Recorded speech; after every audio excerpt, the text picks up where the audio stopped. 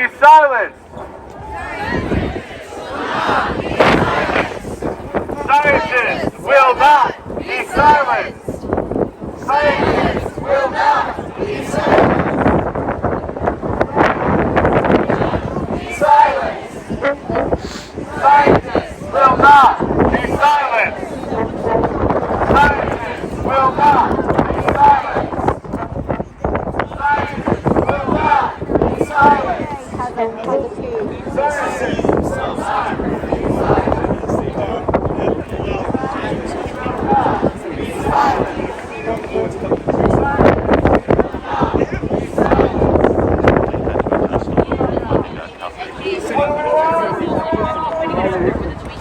He wants to read. Oh, I'm wearing 3 layers of hair. I'm hoodies all the way down. It is super windy though. Even worse than I thought it would be. I've been up here a lot.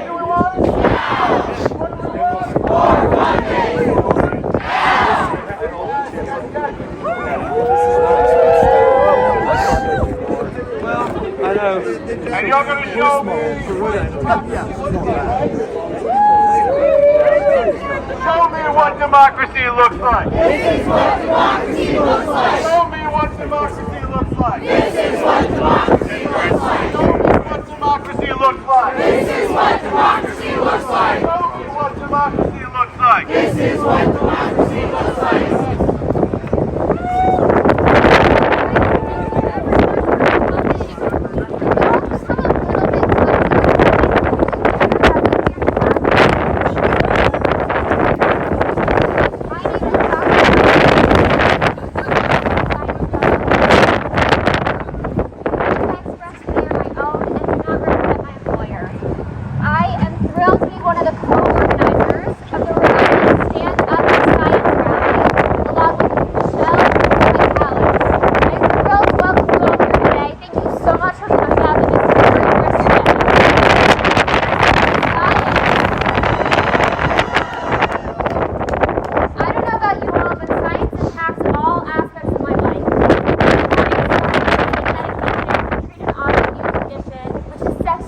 Under control because of science. Give a shout if you or a family member has had your health improved because of science. I then checked the weather and knew to bundle up because of the meteorologists at NOAA. Give a shout if you benefited from their science. I ate eggs for breakfast and I didn't catch bird flu. Thank you to the CDC and FDA. If you eat safer food because of science, let me hear your voice. Most aspects of our daily lives are improved by science, and yet American science is under threat. My area of research is an area called implementation science. In this field, we look at how do we get treatments that work out into the community. So let's apply implementation science methods to maintaining America's scientific ecosystem.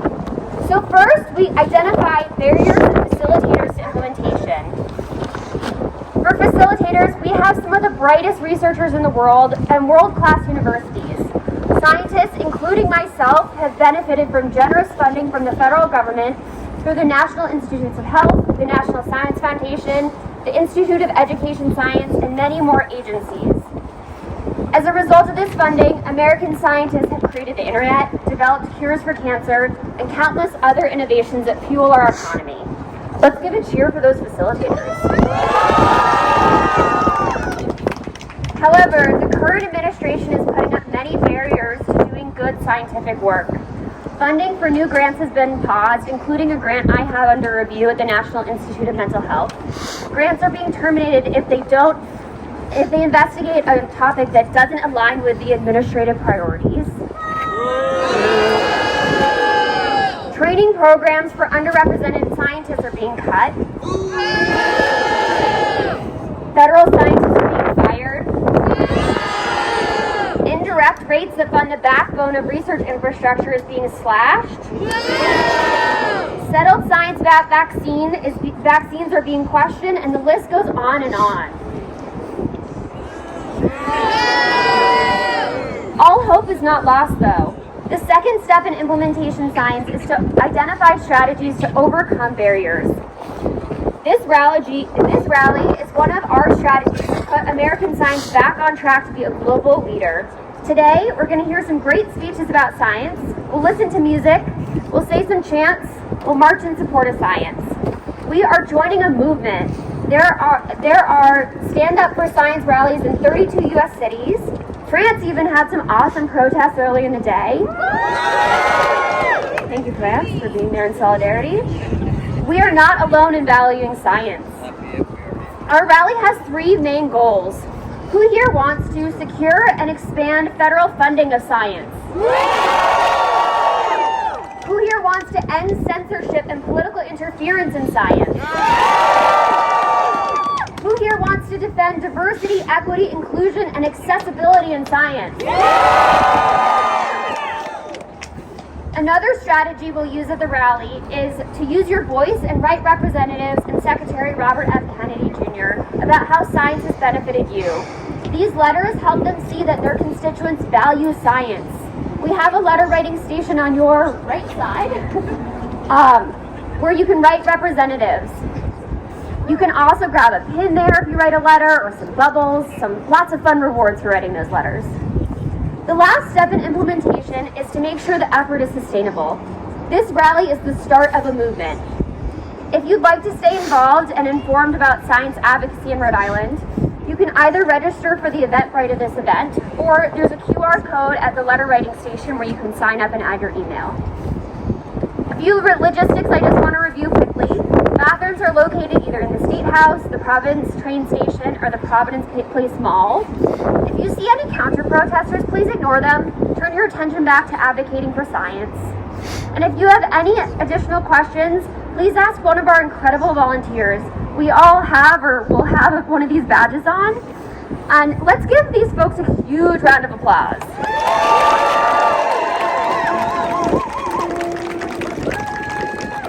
A really big thanks to this team of volunteers. We couldn't have put together this rally in 3 weeks without such an amazing group. It is really healing to be here together as a community. Some of us have jobs related to science or in science, but many people here are broader members of the Rhode Island community. We are all here to rally for the value of science together. Thank you for joining this peaceful movement. Let's have some fun today.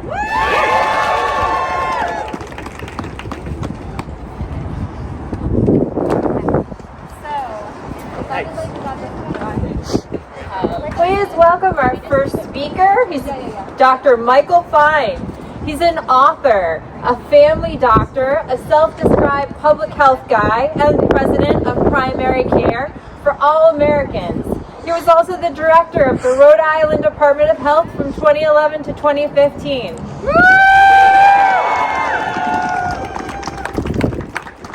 Thank you all for being here today. Thanks to Margaret, Michelle, and for all the volunteers for organizing this. It's cold outside, but warm up here, warm with you all. And we've got the wind at our back. I'm here to stand up with you for science and for public health. And particularly for the science and public health that is for people, not for profit.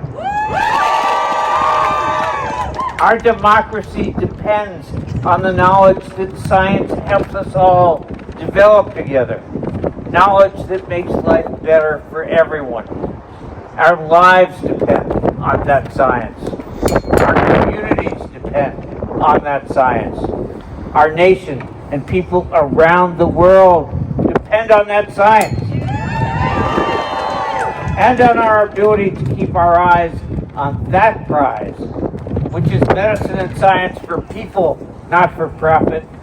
Medicine and science that gives us hope for a world without inequality or violence or fear.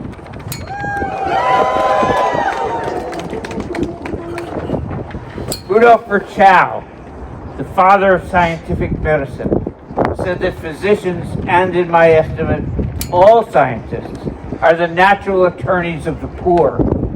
That means the work of science is to inquire about the natural social processes that create inequality and violence, and to learn from that inquiry about how to change. Free inquiry, free speech, free exchange of data and ideas is the process free of self-interest that science demands of us if that science is going to make a better life for everyone. Chow also said that knowledge which is unable to support action is not genuine. So let us measure as we always do. Let us count as we always do. And then let us act.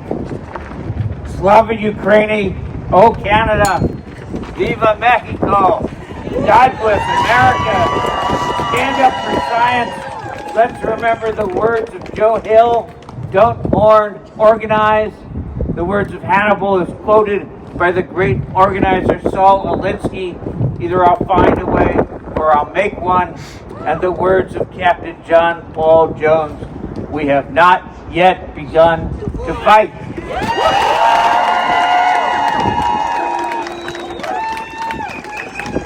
Thank you, Dr. Floyd. Please welcome our second speaker today, Anna Nixon. She is a third-year PhD candidate in the Molecular Biology, Cellular Biology, and Biochemistry Department at Brown University. She's a reproductive biologist, and she is a student leader as the president of NABRIT, which is Brown's Black Graduate Student Association.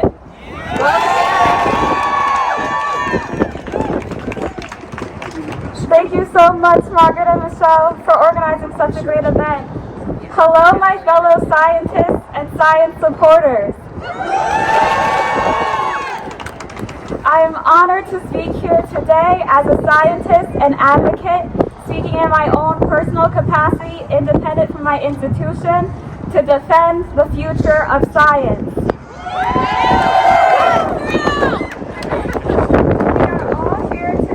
Trading our pipettes for posters to protect our science and research against attacks by the current administration.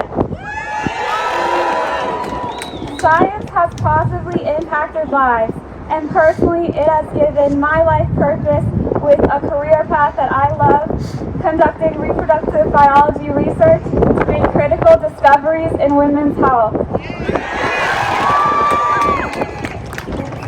We have all seen the positive impact of science research, from vaccines turning deadly diseases into preventable ones, to innovative climate-conscious technology shaping a more sustainable future. Federal funding goes hand in hand with the determination of scientists to make new discoveries and breakthroughs. In the past few weeks, we have seen budget cuts, layoffs, and politics infiltrating the science community, attempting to halt progress. I have personally faced anxiety about what the upcoming years of my career will look like and the progress that I can make in my research when funding and resources are on the line. We are here today because we refuse to halt the progress of current and future research in the face of adversity. We demand that our new administration takes action to reinstate funding and protect scientists from political interference. Science is for all, and we must ensure that science can serve people from all different backgrounds. We deserve to have space in science to contribute to diversity in the research that we conduct and the researchers in the field.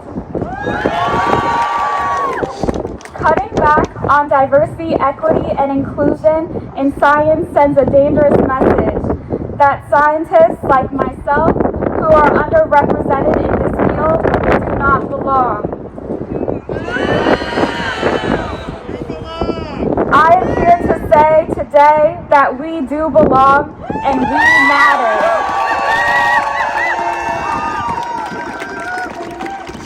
Every time that I step into the lab as a Black woman, I am breaking barriers that have been built up for generations.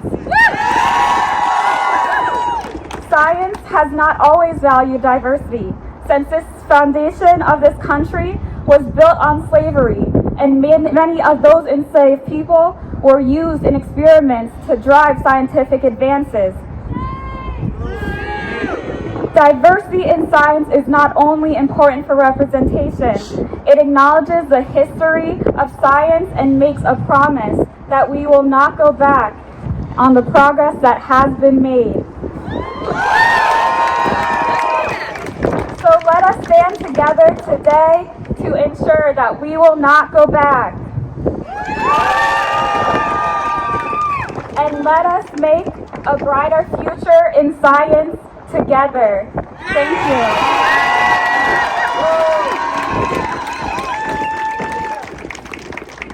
Thank you, Anna. Our third speaker today is Professor Kenneth Miller. He's an award-winning biologist. He's an author and educator at Brown University and president of the National Center for Science and Education. He's written biology textbooks that are used in every one of the 50 states.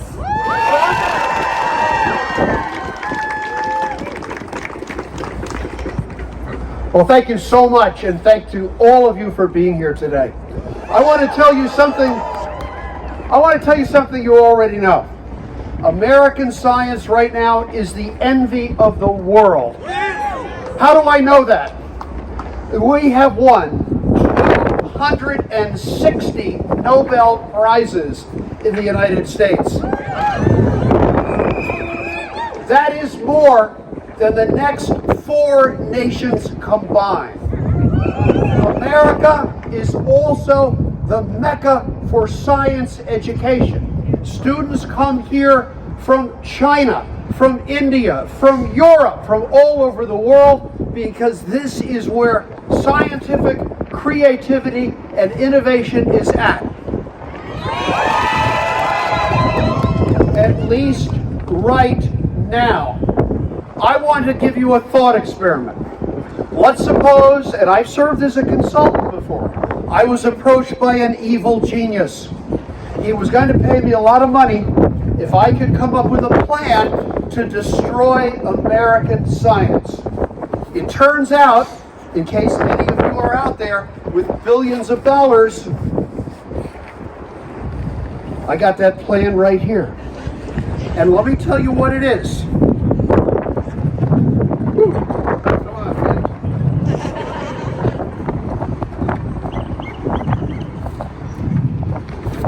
Okay, it's got 5 parts. The first part is find out where the best and most creative science is done. That's at America's great research universities, at URI, at Brown, at Rhode. And knowing that it is expensive to host scientific research, you got to build labs, you got to maintain equipment, you have to have employees who monitor the science, make sure the spending is right. You got to have janitors to clean up the building. Here's what you do. Have the federal government cut to the bone the funds that are given to colleges and universities to support science. That will begin the process of strangling American science. But that's only step 1, Mr. Genius. Step 2 is to strike at the very heart of innovation and science. And how do you do that? New proposals, new ideas go through a grant review process. It's highly competitive. Most are not funded, but you know what you do? Cancel all those review meetings. Close down the vaccine advisory board and basically stop the review of new scientific proposals. What do you get? You get no innovation, you get no creativity, and you get no new ideas. That's step 2. There's more. The next thing is that you cut out and fire probationary employees, people in their first or second years working for our great scientific institutions. That ensures that young people who want to go into science will realize they do not have a future and will drive them away. Step 4, silence federally supported science. Tell NIH, tell CDC they cannot communicate with the public. tell the national laboratories they have no business issuing press releases, advisories, or even telling people how to avoid getting measles in the midst of a burgeoning pandemic. And finally, cut off every single scientific program that aids the world. And the best example I can think of is PEPFAR, started by President George W. Bush, that has conservatively saved 25 million lives just in Africa. Close down the program, let the people die, and basically deny to them the benefits of American science. Here's the reality. The current administration is doing all 5 of these things right now. They don't need my advice. They already have people who are frankly the enemies of science. Why does this matter? If you are not planning a career in science, if you are not a scientist, why should you care? Here's the reason why. Not only because of the tangible benefits of science to our health, to our economy, and to our future. Not only because bright young people will leave the profession or not enter it in the first place. They're bright people, they'll find jobs in other spheres. Why does this matter? It matters for our nation. America has been the most innovative and creative nation on this planet, and it is due in no small measure to science. What is at stake with the rejection of science basically is the closure of American imagination and the death of the American soul. Now is no time to be silent. Now is the time to speak out. And now is the time to fight for science and our future. Let's do it.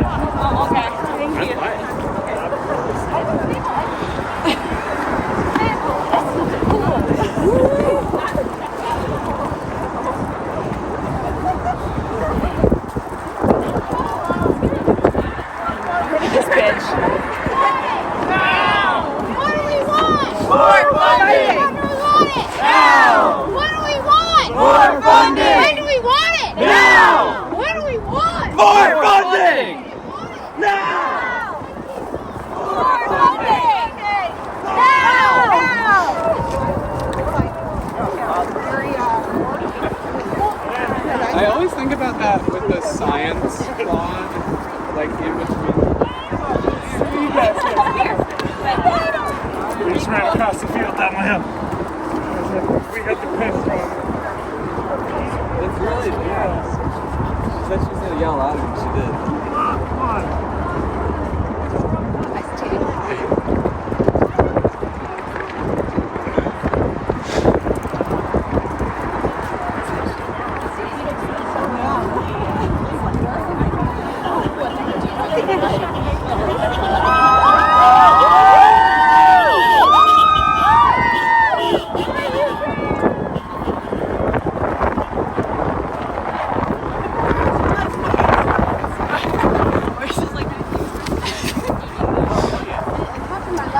Hey. So great to be with you.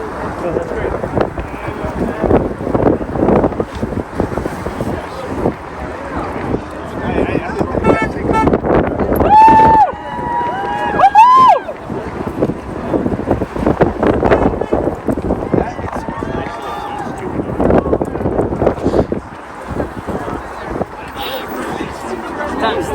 Hey.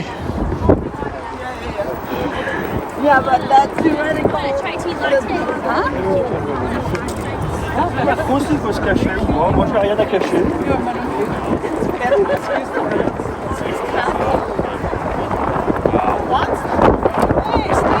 Hi. Nice to see you. Hey.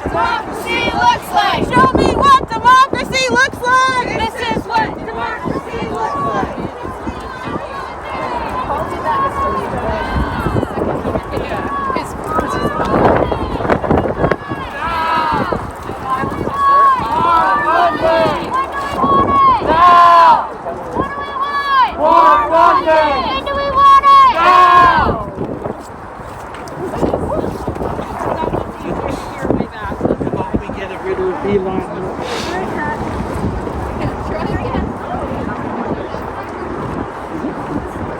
see the things? Oh, great. I didn't, when I first got it, I was like, whoa, this is way bigger than I thought it was going to be. That's great. That's good though.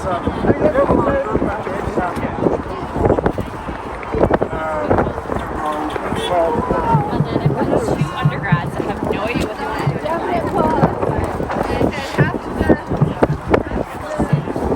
Hey.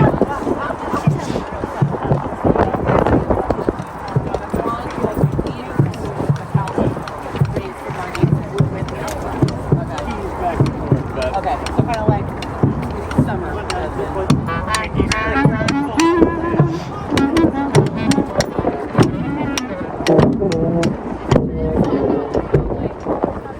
All right, welcome back, everybody. I'm going to introduce the next part of our speaking version. Next up, I would like to introduce to you Professor Sharishka Venkata-Subramonian, and he directs the Center of Tech Responsibility at Brown University, studies the impact of technology in society, and served as AI policy advisor in the White House from 2021 to 2022. Let's give it a round of hand.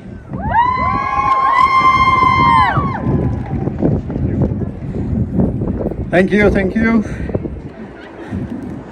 Come on closer, yeah. I love the posters, it's awesome. Yes. So, I say this proudly and I'll say it here, I'm a scientist. Woohoo! And I'm not just a scientist, I'm an immigrant scientist.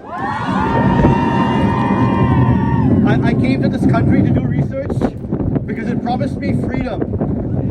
The freedom to explore, to discover, to reveal the beauty of nature and mathematics in my case. I know you, I won't talk more about mathematics, I promise. I'm grateful to have a job doing what I love. But today I speak for myself and for all of us who love science and the pursuit of knowledge. For almost a century, America has been a welcoming home for science. Scientists here have produced wondrous discoveries that built the world we see around us. Scientists eradicated polio and smallpox and tamed the demons of cancer. Scientists sent us to the moon, sent robots to Mars, and built the technological wonders of the computer age, the internet, the web, and yes, even AI. Although I have mixed feelings about that one. Science has given us power, not over each other, but to make the world we live in a better place. For all of us and not just a select few. The beauty, I study the impact of technology in society. My students here study the impact of technology in society. Where are you all? There they are. Yeah, there you are. You know, technology can be used to oppress us, but it can also be used to uplift and elevate voices that have been ignored, abused, and silenced. The beauty of scientific discovery is that it's open to anyone who's curious and brave. Being a scientist for me is being able to look at the world every day with openness, innocence, and the passion of a child to say why, how, and what if. And that's why those in power want to silence us. They are scared. They are scared of the undeniable truths that science reveals to us. They are scared of the way science empowers and benefits all of us. And they are absolutely terrified of the freedom that scientific exploration gives us. And so they try to muzzle us. They censor research they don't like the answers to. They exclude those that they refuse to see as full people. They try to use money to banish those brave enough to fight back and buy off those willing to collaborate. Scientists will not be silenced. We will fight back, not with fear, but with the truth. Not with power, but with inclusion. Not by censoring, but with openness. Science has always sought to help us dream of better worlds for all people and then build these worlds. We stand up for science. And in doing so, we stand up for all of us. And we will not stop. Thank you.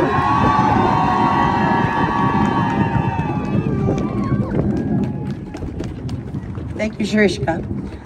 Next, we're going to welcome Megan Johnson. Megan Johnson is a second-year PhD student in the molecular biology, cell biology, and biochemistry department. Yeah! At Brown University. She's studying the function of G protein coupled receptors and ion channels, as well as a cystic fibrosis patient and advocate. Let's welcome Megan.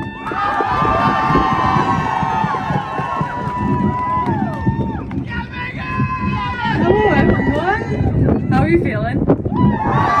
Alright, so I don't want to talk to you today as a researcher. I don't want to talk to you as anything except me as a person, and I would like to tell you about my relationship with science. So my relationship with science is extremely personal because without it, I would not be here today, both on this stage and probably on this earth. As a child, I was diagnosed with cystic fibrosis, and I learned fairly early on that I was probably not going to make it to adulthood, probably not past 30. So with that in mind, I think it's absolutely incredible that I'm standing here on the stage and talking to you all today, and that I'm here in the workforce, and I'm a scientist, and that's only possible because when I was in college, scientists just like you guys, scientists, medical researchers, developed a drug that served to help people with cystic fibrosis.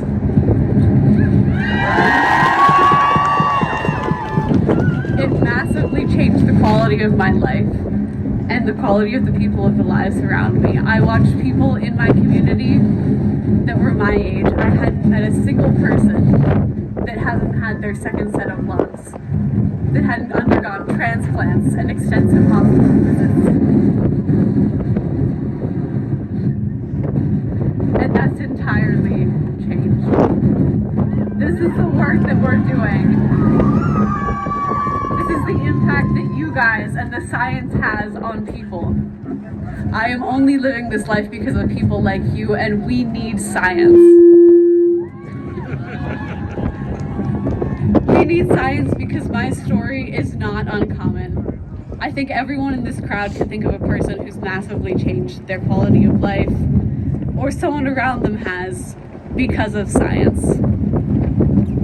Thank you all for being here, thank you all for your work, and thank you for standing up for science.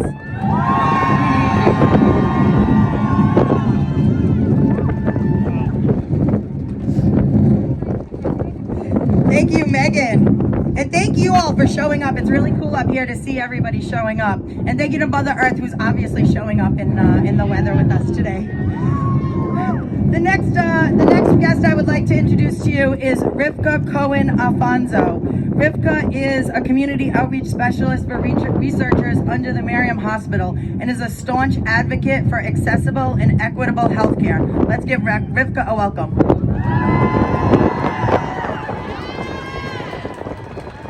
Hi everyone, can you hear me okay with this mask on? Awesome, let's see if that keeps up.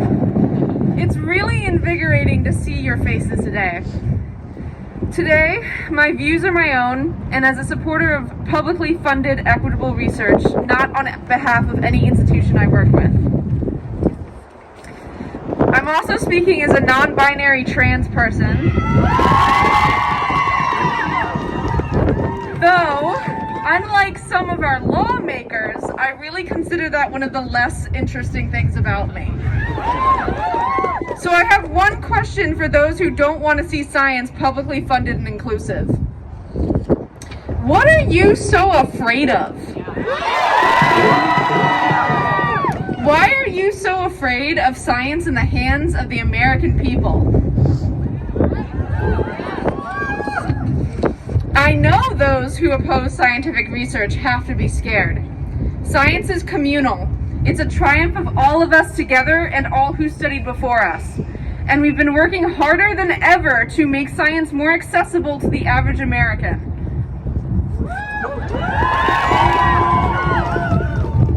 Diversity, equity, and inclusion initiatives exist because we want you in science.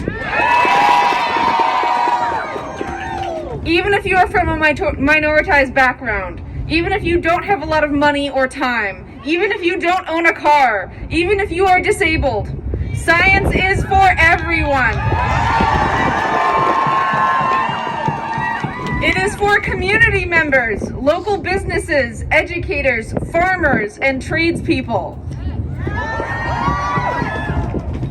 I know those who oppose public research must be scared because they won't even say what DEI stands for.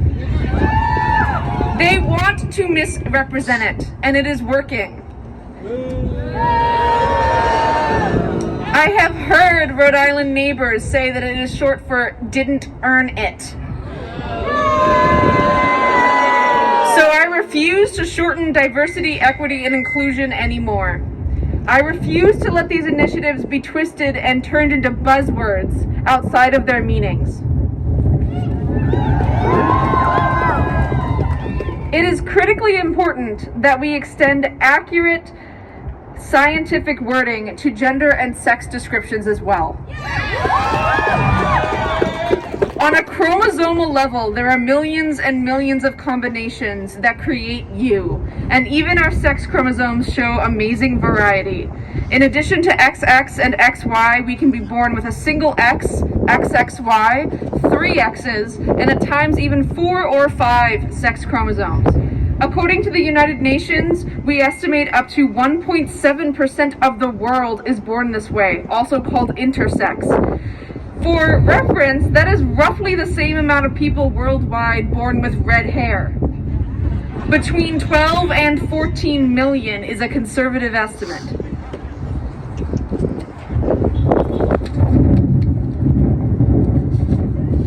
Then you add gender.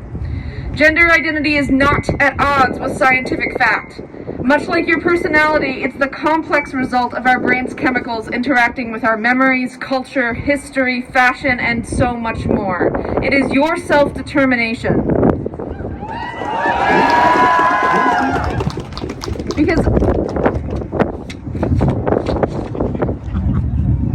Thank you, Mother Nature, for having mercy on me. The infinite amount of ways we are born and we choose to live our lives is a strength.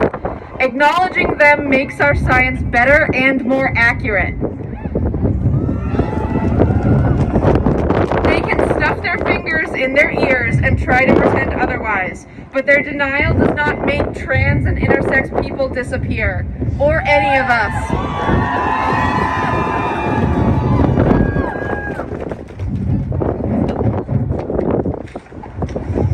Because I also hear some Rhode Islanders say that diversity excludes them. Diversity includes you too. It includes your race, your cultural background, nation and region of origin, your language, religion, family size, income level, and so much more. You belong in science. You deserve to be represented.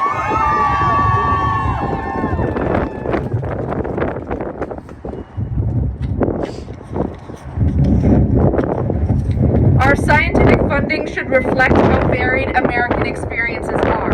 Our government should reflect it too. Just like science, democratic government is a group effort. It is supposed to represent our interests. The first 3 words of our Constitution are... It also says that we established this Constitution to secure the blessings of liberty for ourselves and those who come after us.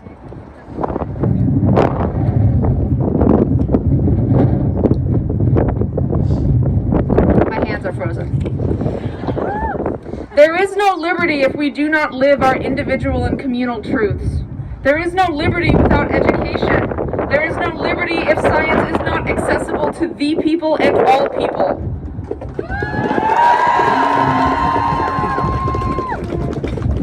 Any law you write to deny truth, science, and our inalienable human rights does not represent us.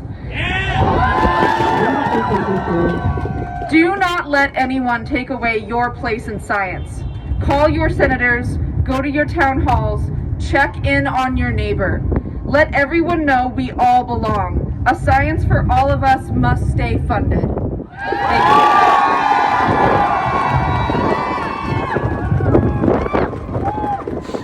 you. Thank you, Rivka, and thank you to all of the wonderful speakers and everyone who showed up so far. We are now going to welcome some members of the Extraordinary Rendition Band to lead us in a song.